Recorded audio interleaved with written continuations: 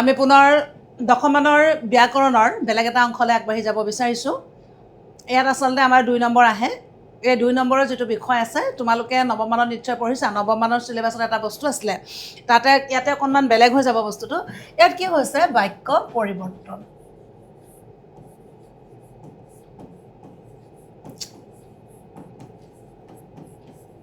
বাক্য পৰিৱৰ্তন।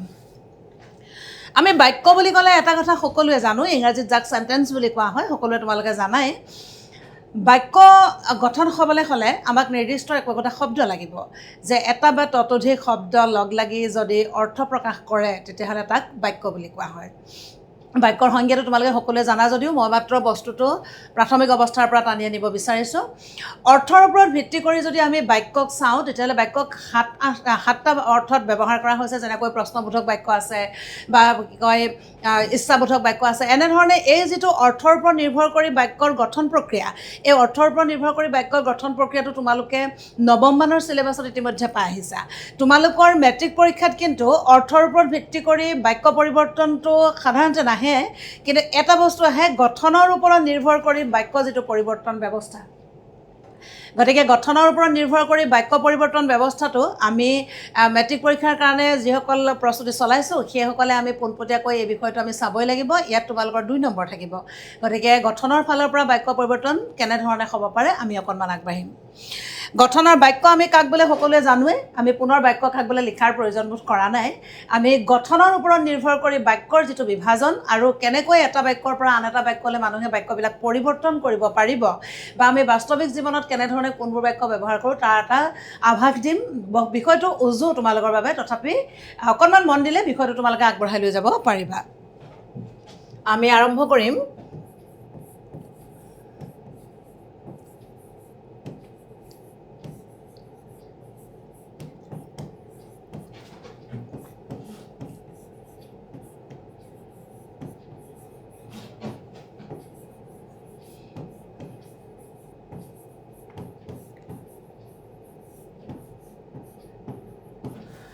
গঠনৰ ওপৰত নিৰ্ভৰ কৰি বাক্যত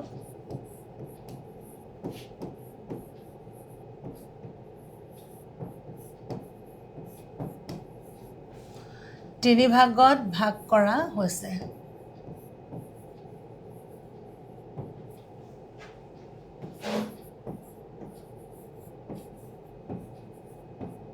তিনি ভাগত ভাগ কৰা হৈছে। আমি যাম প্ৰথমটো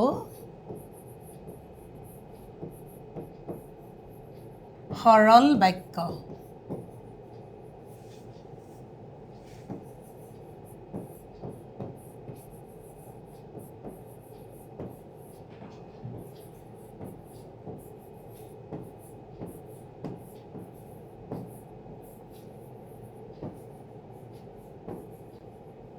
মিশ্ৰ বা জটিল বাক্য। আৰু শেষৰটো অৰ্থাৎ 3 নম্বৰটো ই হৈছে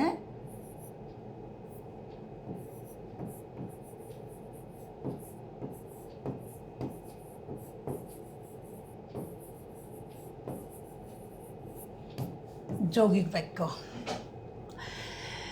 আমি সাধাৰণতে বাক্য পৰিৱৰ্তনটোৰ আমাৰ চিলেবাছৰ মতে আমি সাধাৰণতে কি হয়, এটা সৰল বাক্যক তোমাক মিশ্ৰ বাক্যলৈ নিবলৈ দিলে, মিশ্ৰ বাক্যটো তোমাক সৰল বাক্যলৈ আনিবলৈ দিলে, সেইটোৱে পদ্ধতি। এনেধৰণে আহে বুলি আমাৰ এটা ধাৰণা আছে। আমাৰ ভিন্ন প্ৰশ্ন কাকতবিলাকত চালে আমাৰ তেনেকুৱাই হয়। কেতিয়াবা কেতিয়াবা কিন্তু এনেকুৱাও হয় যে তুমি এতিয়া ধৰি লোৱা তোমাৰ বাক্যটো পৰিৱৰ্তন তুমি কৰিব লগা হোৱা নাই, কেতিয়াবা কিন্তু পৰীক্ষাত তোমাক দিয়ে বা মিশ্ৰ বা জটিল বাক্য কাক বোলে উদাহৰণ দিয়ে। তোমাৰ সংজ্ঞাটোত 1 নম্বৰ দিলে আৰু তাৰ উদাহৰণটোত 1 নম্বৰ দিলে, গতিকে 2 নম্বৰ হৈ গ'ল। গতিকে তোমালোকক 2টা বাক্য আহিব, মেট্ৰিক পৰীক্ষাত 2টা বাক্য আহিব, তুমি বাক্যটো পৰিৱৰ্তন কৰিব লাগে, কোনটো বাক্যলৈ তুমি কোনটো বাক্য পৰিৱৰ্তন কৰিব লাগে সেই বস্তুটো অনুসৰি ব্ৰেকেটত দিয়া থাকিব, সৰল বাক্যলৈ বা যৌগিক বাক্যলৈ এনেধৰণে দিয়া থাকিব। কিন্তু সেই বস্তুটো যে আহে তাৰ সমান্তৰালভাৱে কিন্তু এই যে বাক্যৰ সংজ্ঞাকেইটা মন কৰাটো উচিত। সংজ্ঞাকেইটা পৰীক্ষাত আহিব বুলিয়ে মন কৰাটো উচিত নহয়। তুমি এটা বাক্যৰ পৰা আন এটা বাক্যলৈ যেতিয়া তুমি পৰিৱৰ্তন কৰিব বিচাৰিবা, ধৰি লোৱা তুমি সৰল বাক্য এটা মিশ্ৰ বাক্যলৈ পৰিৱৰ্তন কৰিব বিচাৰিছা, তেতিয়াহ'লে তুমি মিশ্ৰ বাক্যলৈ পৰিৱৰ্তন কৰিবলৈ হ'লে তেতিয়াহ'লে তুমি মিশ্ৰ বাক্য কাক বোলে নিতান্তই জনাটো উচিত। তুমি মিশ্ৰ বাক্য কাক বোলে জানিলেহে সেইটো ষ্টাইলত তুমি বাক্যটো মিশ্ৰ বা জটিল কৰি পেলাব পাৰিবা। গতিকে তোমালোকে এইটো নাভাবিবা যে বাক্য পৰিৱৰ্তনে আহিব আমি ভিন্ন ধৰণে বাক্য পৰিৱৰ্তনৰ সমান্তৰালভাৱে তোমালোকে কিন্তু এনেধৰণে তাৰ সংজ্ঞাকেইটাও নিতান্তই জনাটো উচিত। যেনেকৈ আমাৰ সমাসৰ ক্ষেত্ৰত আমি সমাস আগতে পঢ়াই আহিছোঁ, সমাসৰ ক্ষেত্ৰত আমি কৈছোঁৱেই যে সমাস যে ভাঙিবলৈ যে আহিব এনেকুৱা ধৰণৰ কথা নাই। তোমাৰ ধাৰণাটো স্পষ্ট হৈছে নাই সেইটোহে মূল কথা, তোমাক পৰীক্ষকে সেইটোহে মূল্যায়ন কৰিব। গতিকে তোমাৰ সেই এটা সমাস ভাঙিবলৈ আহিব বুলি ভাবি যদি আমি ভাবি থাকোঁ বা তেনেধৰণে কি হয় কেতিয়াবা নাহি তোমাক হঠাতে দি দিলে বোলে বহুব্ৰীহি সমাস কাক বোলে উদাহৰণ দিয়া। গতিকে প্ৰশ্ন কাকত যি ধৰণে আহিব পাৰে, যিকোনো ধৰণে আহিব পাৰে। গতিকে প্ৰশ্ন কাকতৰ সেই যিখিনি ব্যৱস্থা সেই ব্যৱস্থাখিনিক তুমি অতিক্ৰম কৰিবলৈ হ'লে তুমি প্ৰতিটো বিষয়ৰ যিটো ধাৰণা সেই ধাৰণাটো কিন্তু তোমাৰ 100% স্পষ্ট হোৱাটো নিতান্তই জৰুৰী। এতিয়া আমি এই বাক্যকেইটাৰ সংজ্ঞা লিখিম আৰু সংজ্ঞা লিখি কেনেধৰণে তাক ইটোৰ পৰা সিটোলৈ পৰিৱৰ্তন কৰিব পাৰে সেই বিষয়ে আমি অকণমান আলোচনা কৰিম।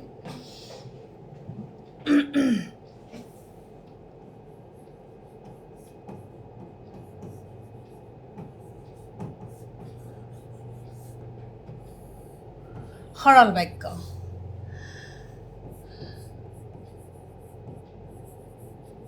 এইটো আমি সকলোৱে জানো সৰল বাক্য একেবাৰে সহজটো, যি বাক্যত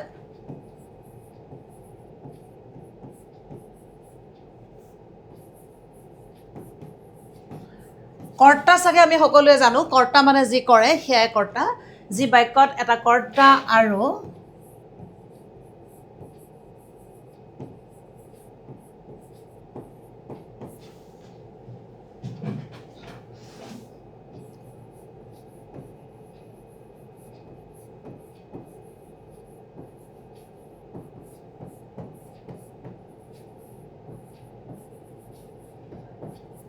যি বাক্যত এটা কৰ্তা আৰু এটা সমাপিকা ক্ৰিয়া থাকে তাক সৰল বাক্য বোলে।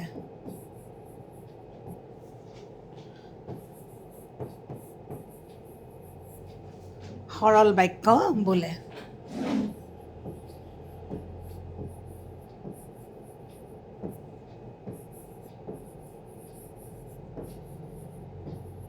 যেনে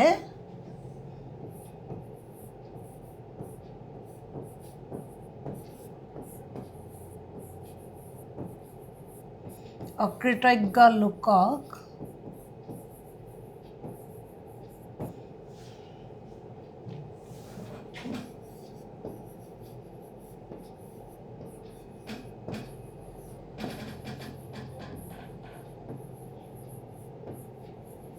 কোনেও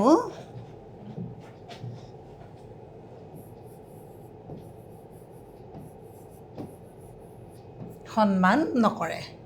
অকৃতজ্ঞ লোকক কোনেও সন্মান নকৰে। বাক্যটোত এটা কৰ্তা আৰু এটা সমাপিকা সমাপন হোৱা সমাপিকা ক্ৰিয়া এটা ক্ৰিয়াই থাকিব। গতিকে বাক্যটো আমি পোনপটীয়াকৈ এটা সৰল বাক্য এনেধৰণে আহিব। কেতিয়াবা তোমালোকৰ পৰীক্ষাত এই বাক্যটোকে কেতিয়াবা আমি পাছৰ পৰ্যায়ত যাম মিশ্ৰ বা সৰল বাক্য আমি পঢ়িম। মিশ্ৰ বা সৰল বাক্য যেতিয়া পঢ়িবা তেতিয়া তোমাক ধৰি লোৱা এই বাক্যটোকে মিশ্ৰ বা সৰল বাক্যলৈ পৰিৱৰ্তন কৰিবলৈ দিব। আৰু কেতিয়াবা মই আগতেও কৈছোঁ সেইটো নাহিলেও তোমাক যদি সৰল বাক্য কাক বোলে উদাহৰণ দিয়া বুলি কৰে ঠিক তেনেধৰণে কেতিয়াবা পৰীক্ষাত সেইটোৰ মুখামুখি হ'ব লগা হ'ব পাৰে। গতিকে সৰল বাক্য কাক কয় সেইটো তুমি স্পষ্টকৈ জনাটো উচিত। অৰ্থাৎ বাক্য সম্বলিত গঠনৰ অনুসাৰে যিটো বাক্য বিভাজন সেই বাক্য বিভাজনৰ প্ৰতিটো বাক্যৰ সংজ্ঞাটো তুমি নিতান্তই জনাটো বা বুজি পোৱাটো প্ৰয়োজন। আমি ইয়াৰ পিছৰ পৰ্যায়লৈ যাম। ইয়াৰ পিছত আমি চাম সৰল বাক্যৰ পিছত দ্বিতীয়টো আহিছে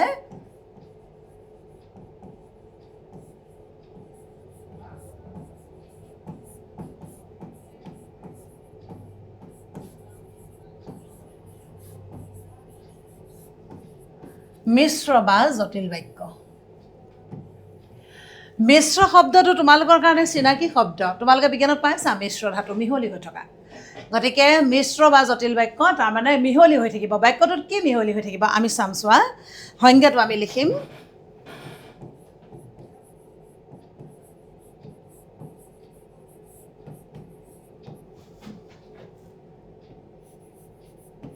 তেনে সহজকৈ লিখিম যি বাক্যত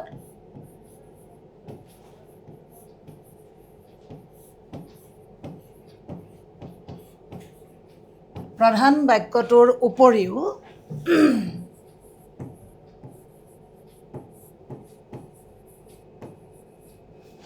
অপ্ৰধান বাক্যটোৰ উপৰিও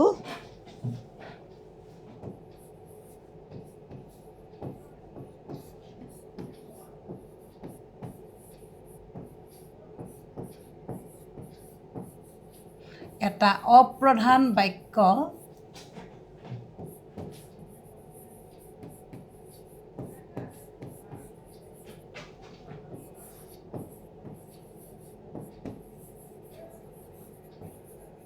মিহলি হৈ থাকে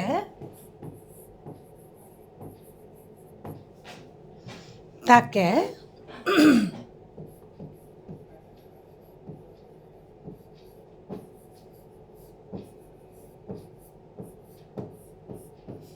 মিশ্ৰ বা জটিল বাক্য বোলে মিশ্ৰ বা জটিল বাক্য বোলে যেনে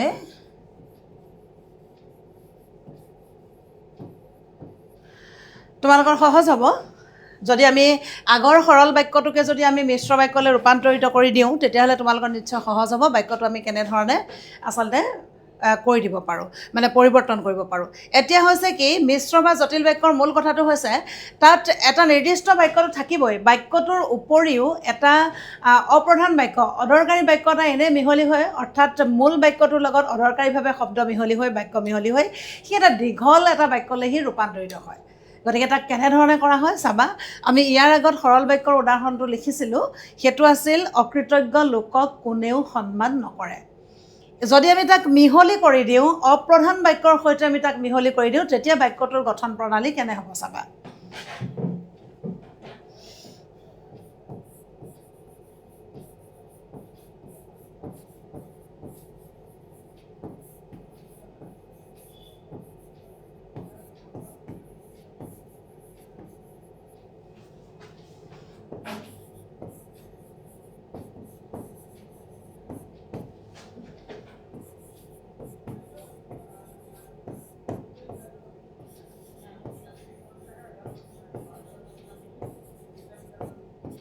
তেওঁলোকক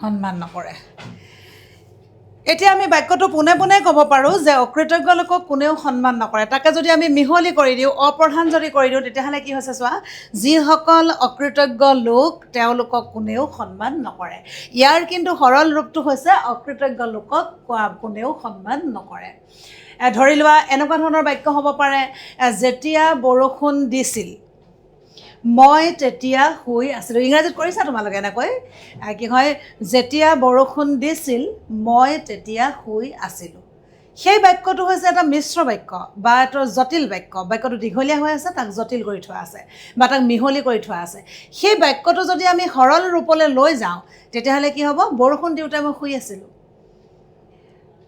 যেতিয়া সি কিতাপ পঢ়ি আছিল মই তেতিয়া সিহঁতৰ ঘৰলৈ গৈছিলোঁ অদৰকাৰীকৈ আমি দীঘলকৈ কৈছোঁ বোলে যেতিয়া বৰষুণ দি আছিলে মই তেতিয়া তালৈ গৈছিলোঁ গতিকে এই যে সৰল যিটো ৰূপ এই মিশ্ৰ যিটো ৰূপ মিশ্ৰ হ'লে কি হ'ব মিহলি হৈ কেনেধৰণে বাক্যটো দীঘলীয়া কৰি তাক জটিল ৰূপ কৰিব বা সৰল হ'লে কেনেধৰণে এটা কৰ্তা বা এটা সমাপিকা ক্ৰিয়াৰ জৰিয়তে তাক সমাপন কৰা যাব এই কথাখিনি তোমালোকে সংজ্ঞা অনুসৰি উদাহৰণ অনুসৰি এইখিনি তোমালোকে তাৰ যিটো ধাৰণা আছে সেই ধাৰণাটো তোমালোকে স্পষ্ট কৰি ল'বা মনত ৰাখিবা এই বাক্য পৰিৱৰ্তনৰ অংশৰ পৰা 2 নম্বৰ আহিব কিন্তু 2 নম্বৰটো সংগ্ৰহ কৰিবলৈ যাওঁতে তুমি বাক্যগত গঠনৰ ফালৰ পৰা যিখিনি ব্যৱস্থা আছে সেই গোটেই ব্যৱস্থাখিনি তুমি জানি থোৱাটো জৰুৰী ইয়াৰ পিছত আমি যাম শেষৰটোলৈ ই হৈছে যৌগিক বাক্য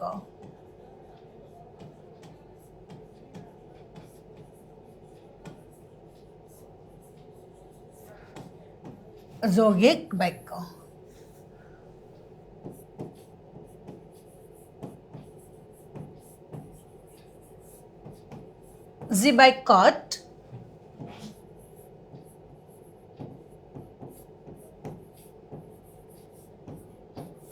যি বাক্যত এটা অব্যয়ে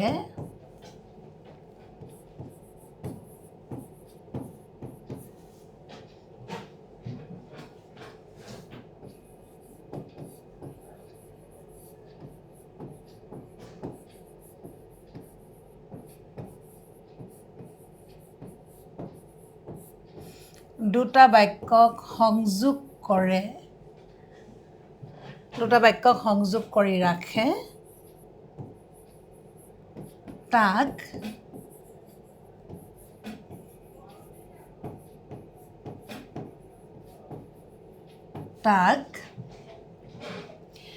যৌগিক বাক্য বোলা হয়।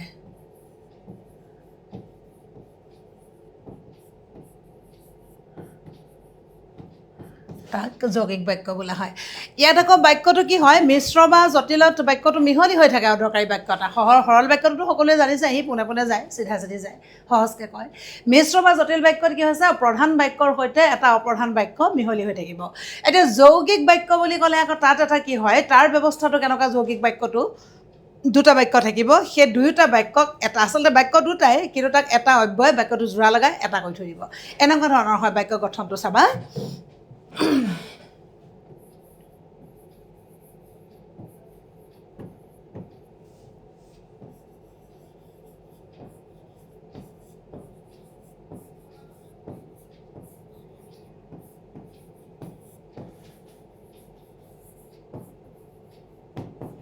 মানুহজন দুখীয়া,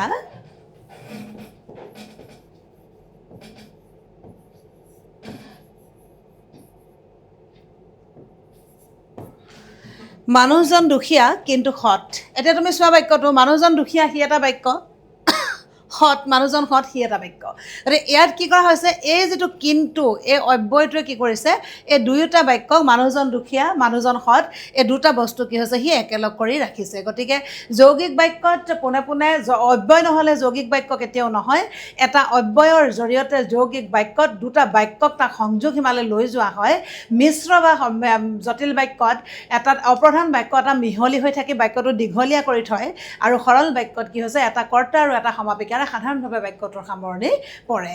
গতিকে এই তিনিটা যিকেইটা তোমালোকক সংজ্ঞা ইতিমধ্যে দি দিয়া হ'ল, সেই সংজ্ঞাকেইটা আমি ইতিমধ্যে তোমালোকক আমি ক'লোঁ। গতিকে সেই বস্তুখিনি তোমালোকে চাবা, এনেধৰণে বাক্য পৰিৱৰ্তন কৰিবলৈ তোমালোকক তেনেধৰণে দিব। গতিকে আমি একবাৰ তোমালোকৰ বাক্য পৰিৱৰ্তন কেনেধৰণে, আৰু তেনেকৈ উদাহৰণ, বাক্যৰ যিটো গঠনৰ ওপৰত নিৰ্ভৰ কৰি বাক্য যিটো পৰিৱৰ্তনৰ ব্যৱস্থা আছে, সেই গোটেই ব্যৱস্থাটো এইটোৰ ওপৰতে নিৰ্ভৰ কৰিব। মই কৈছোঁ, তিনিটা বাক্যৰ সংজ্ঞাটো তুমি ভাল ধৰণে চাই ল'বা। তিনিওটা বাক্যৰ সংজ্ঞাটো তুমি নিতান্তই চাই লৈ সংজ্ঞাকেইটা তুমি প্ৰথম মনত ৰাখিবা। সংজ্ঞাকেইটা তুমি এইকাৰণে মনত ৰাখিবা, যেতিয়া তোমাক বাক্য এটা পৰিৱৰ্তন কৰিবলৈ দিব, বাক্যটো পৰিৱৰ্তন কৰিবলৈ দিওঁতে তুমি যিটো বাক্যলৈ পৰিণত কৰিব লাগিব, সেই বাক্যটোৰ সংজ্ঞাটো তুমি জানিব লাগিব। সেই সংজ্ঞা, তুমি এতিয়া যৌগিক বাক্যত এটা অব্যয় লাগে বুলি তুমি জানিব লাগিব সংজ্ঞাটো। যিহেতু তোমাক যৌগিক বাক্যলৈ যদি পৰিৱৰ্তন কৰিবলৈ দিয়ে, তেতিয়াহ'লে তুমি সংজ্ঞাটো জানিলেহে তুমি অব্যয় বহুৱাই বাক্যটো দুভাগ কৰিব পাৰিবা। বা মিশ্ৰ বা জটিল বাক্য দিবলৈ হ'লেও তুমি মিশ্ৰ বা জটিল বাক্যৰ সংজ্ঞাটো তুমি জানিব লাগিব। তাত বেলেগ এটা বাক্য মিহলি হৈ আছে বুলি তুমি গম পাব লাগিব। গম পালেহে তুমি অনৰ্থকভাৱে শব্দ প্ৰয়োগ কৰি বাক্যটো তুমি দীঘল কৰি লৈ যাব পাৰিবা। আৰু সৰল বাক্যৰ কথা মই নকওঁৱে, তুমি বাক্যটো দেখাৰ লগে লগে সেই সৰল বাক্যটো তুমি চিনি পোৱাটো নিতান্তই প্ৰয়োজন, চিনি পোৱাটো উচিত। গতিকে বাক্যসংগত যিখিনি কথা আছে, গঠনৰ ওপৰত নিৰ্ভৰ কৰি বাক্যৰ যিটো পৰিৱৰ্তন, এনেধৰণে আগবাঢ়ি যাব। আৰু এই বাক্য পৰিৱৰ্তনত তোমালোকৰ মেট্ৰিক পৰীক্ষাত থাকিব 2 নম্বৰ। গতিকে 2 নম্বৰ অংশত আমি কেইটামান বাক্য পৰিৱৰ্তন চাম।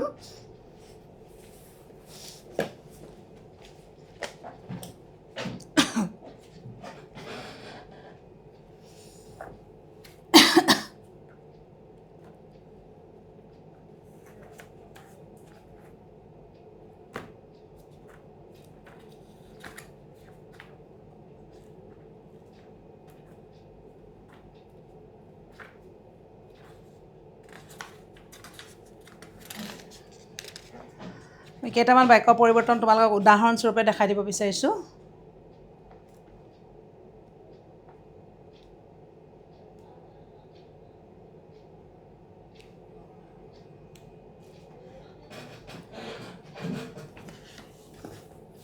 ধৰি লোৱা,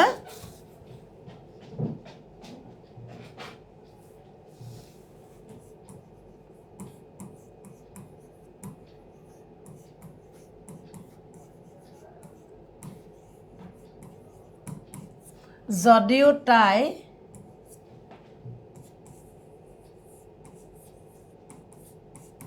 পঢ়া শুনাত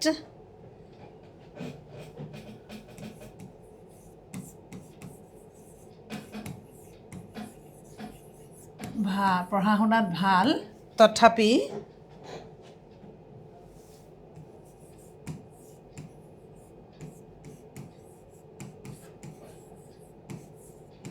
ব্যৱহাৰ বেয়া।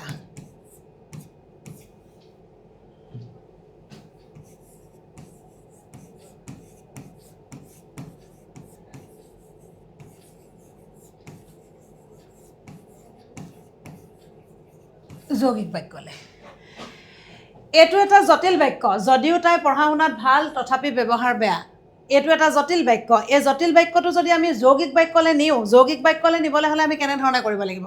যৌগিক বাক্যলৈ নিবলৈ হ'লে তুমি মন কৰিব লাগিব যে যৌগিক বাক্য বুলি কওঁতে তাত তোমাৰ এটা অব্যয় প্ৰয়োজন হ'ব। এতিয়াতো আমি উদাহৰণটো চাবা।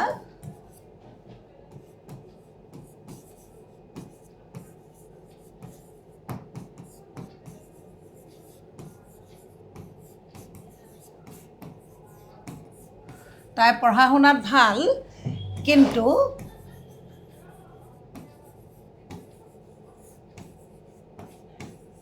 ব্যৱহাৰ বেয়া।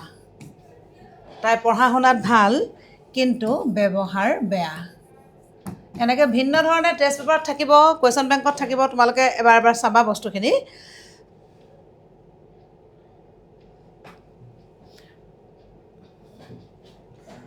এতিয়া আমি যাম দ্বিতীয় বাক্যটালৈ। চাবা তোমালোকে, আমি এবাৰ সৰল বাক্যলৈ কেনেকৈ নিম।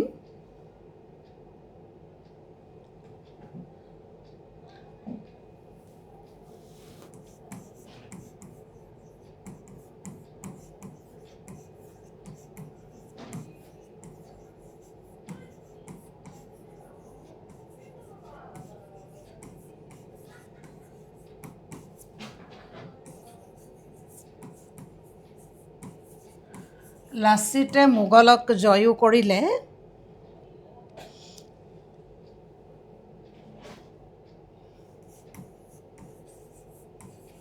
আৰু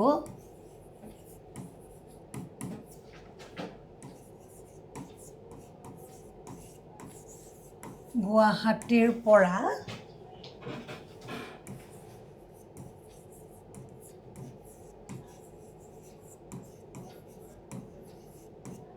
খেদিও দিলে। তুমি বাক্যটো সৰল বাক্যলৈ নিব লাগে। এনেকৈ আহিব পৰীক্ষাত, সৰল বাক্যলৈ। এতিয়া আমি তেনে যদি সৰল বাক্যটো আমি যদি চাওঁ, তেতিয়াহ'লে কি কৰিব লাগিব? লাচিতে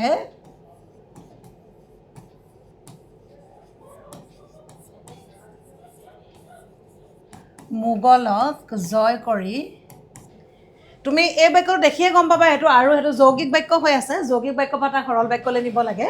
লাচিতে মোগলক জয় কৰি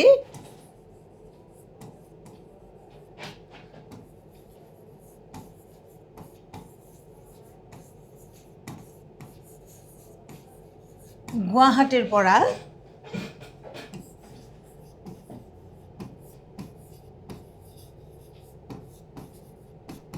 খেদি দিলে। এতিয়া ধৰি লোৱা এই সৰল বাক্যটোকে তোমাক যৌগিক কৰিবলৈ দিলে। এই সৰল বাক্যটোকে যদি যৌগিক কৰিবলৈ দিয়া হয়, লাচিতে মোগলক জয় কৰি গুৱাহাটীৰ পৰা খেদি দিলে, সেই বাক্যটোকে যদি তুমি যৌগিকলৈ লৈ যোৱা, তেতিয়াহ'লে লাচিতে মোগলক জয়ো কৰিলে আৰু গুৱাহাটীৰ পৰা খেদিও দিলে। গতিকে বাক্যটো দুটা বাক্য আছে, সম্পূৰ্ণ আৰুটোৱে তাক কি কৰিছে? সংযোগ কৰি তাক এটা বাক্যলৈ সি ৰূপান্তৰিত কৰিছে।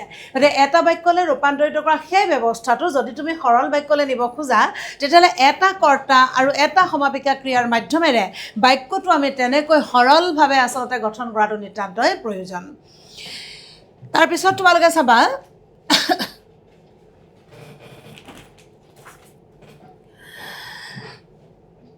আমি ধৰি লোৱা এনেকুৱা বাক্য আছে, আমি একেবাৰে সৰল বাক্যক আমি কি কৰিম? জটিল কৰিম।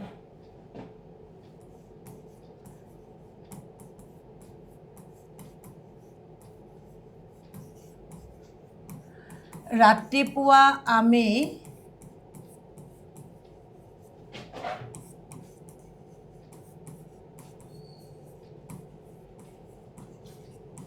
শ্বিলঙলৈ যাম।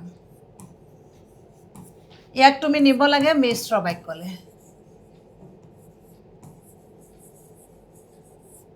মিশ্ৰ বাক্যলৈ তো বাক্যটো গঠন প্ৰক্ৰিয়া দেখিয়ে নিশ্চয় তুমি গম পাইছা যে বাক্যটো আচলতে এইটো এটা সৰল বাক্যটোক তুমি মিশ্ৰ বাক্যলৈ নিবলৈ হ'লে মিশ্ৰ বা জটিল বাক্যলৈ যদি তুমি নিব খোজা মিশ্ৰ বা জটিল বাক্যৰ ষ্টাইলটো হৈছে তুমি এটা অপ্ৰধান বাক্য যোগ কৰি বাক্যটোক তুমি দীঘল কৰিব লাগিব দীঘল তুমি কেনেকৈ কৰিবা আমি ৰাতিপুৱা আমি শ্বিলঙলৈ যাম আমি তেতিয়া উদাহৰণটো আমি এতিয়া সৰল মিশ্ৰ বাক্যলৈ আমি কেনেকৈ দিম চাবা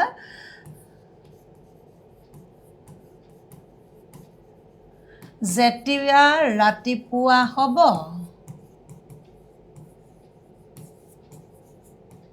যেতিয়া ৰাতিপুৱা হ'ব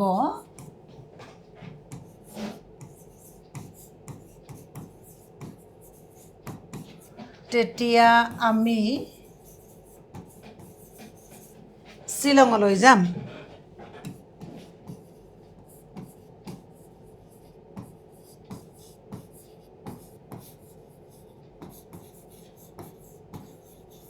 তেতিয়া আমি শ্বিলঙলৈ যাম আমি আৰু এটা বাক্য উদাহৰণ আমি চাম নিশ্চয় তোমালোকে বুজি পাইছা উপলব্ধি কৰিব পাৰিছা ধাৰণাটো তোমালোকৰ সম্পূৰ্ণ হৈছে বুলি মই ধৰি লৈছোঁ চাবা মই যেতিয়া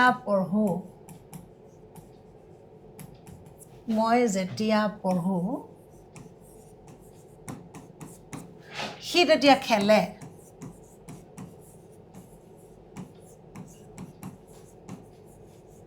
সি তেতিয়া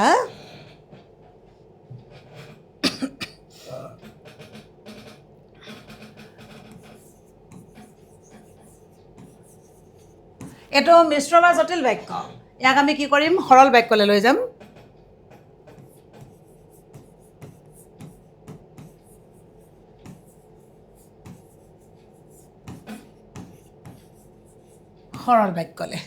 সৰল বাক্যলৈ নিম কেনেকৈ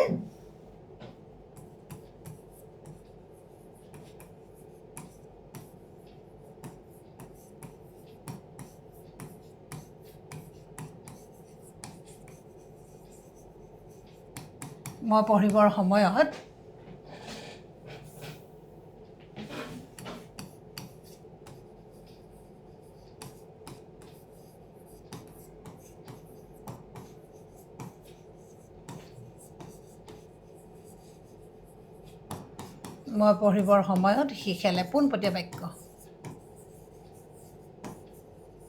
খেলে এতিয়া তোমাক এই বাক্যটোকে দিব মই পঢ়িবৰ সময়ত সি খেলে এতিয়া তুমি তাকে যদি সৰল বাক্যলৈ নিব কি কয় মিশ্ৰ বাক্যলৈ যদি তুমি নিব খোজা মই যেতিয়া পঢ়োঁ সি তেতিয়া খেলে গতিকে এনেধৰণে বাক্যটো মিশ্ৰ বা জটিল বাক্যত কেনেধৰণে এটা বাক্য অপ্ৰধান বাক্য মিহলি হ'ব সৰল বাক্যত এটা কৰ্তা বা সমাপিকাৰে কেনেকৈ আমি সহজতৰভাৱে বাক্যটো আমি গঠন কৰিম যৌগিক বাক্য হ'লে কেনেধৰণে এটা অব্যয়ে দুটা বাক্যক একেলগে জোৰা লগাই থ'ব এটা অব্যয়ে কেনেধৰণে সংযোগ কৰি ৰাখিব এই কথাখিনি তোমালোকে নিতান্তই জনাটো প্ৰয়োজন গতিকে সৰল বাক্য মিশ্ৰ বা জটিল বাক্য আৰু লগতে যৌগিক বাক্য ইহঁতৰ যিকেইটা সংজ্ঞা তোমাক বান্ধি দিয়া হৈছে সেই সংজ্ঞাকেইটা অনুসৰি তোমালোকে সংজ্ঞাকেইটা বুজি পোৱাকৈ তোমালোকে পুনৰ পঢ়ি ল'বা মনত এবাৰ ধাৰণা গোটাই ল'বা যে এই বাক্যটো হ'লে এইটো বাক্য হয় বহুত জটিল কথা বুলি ভাবি বহুত কিবা বাক্য পৰিৱৰ্তন কি হ'ব বুলি ভাবি তোমালোকে এৰাই নচলিবা একেবাৰে উজু কথা গতিকে গঠন প্ৰক্ৰিয়াটো কেনেকুৱা বাক্যৰ গঠন শৈলীটো কেনেকুৱা সেই গঠন শৈলী বা গঠন প্ৰক্ৰিয়াটো তোমালোকে চাবা তাৰ সংজ্ঞাকেইটা নিৰ্ধাৰণ কৰি কেনেকৈ ইটো বাক্যৰ পৰা সিটো বাক্যলৈ কেনেধৰণে পৰিৱৰ্তন কৰিব পাৰি তাৰ ৰূপটো সলাব পাৰি এই বিষয়ে তোমালোকে নিজেও পঢ়িবা নিজে পঢ়িলে কথাখিনি উপলব্ধি কৰিবা মই যিমান দূৰ পাৰোঁ বাক্য পৰিৱৰ্তনৰ সম্বলিত তোমালোকৰ যিটো 2 নম্বৰ আছে সেই 2 নম্বৰ সংগ্ৰহৰ কাৰণে আমি বাক্য পৰিৱৰ্তনত ক'বলগীয়া কথাকেইটা আমি আলোচনা তোমালোকলৈ আগবঢ়াইছোঁ গতিকে ইয়াৰ পাছত তোমালোকে নিজাববীয়াকৈ পঢ়ি বাৰে বাৰে টেষ্ট পেপাৰ হওক বা কুৱেশ্যন বেংক হওক বা ইয়াত যিমানবিলাক বাক্য পৰিৱৰ্তন আছে তাৰ অলপ বাক্য তোমালোকে নিজাববীয়াকৈ পৰিৱৰ্তন কৰি চাবা আৰু অকণমান অভ্যাস হ'লে তোমাৰ সেই বাক্য পৰিৱৰ্তনৰ ধাৰাটো তুমি কেতিয়াও আচলতে ভুল নহয় সেইটো তুমি আগবঢ়াই লৈ যাব পাৰিবা আমি ইমানতে বাক্য পৰিৱৰ্তনৰ যিখিনি বিষয় আছিলে ইমানতে আমি সামৰিছোঁ ইয়াৰ পিছৰ পৰ্যায়ত আমি পুনৰ বেলেগ এটা বিষয়লৈ আগবাঢ়িম সকলোলৈকে ধন্যবাদ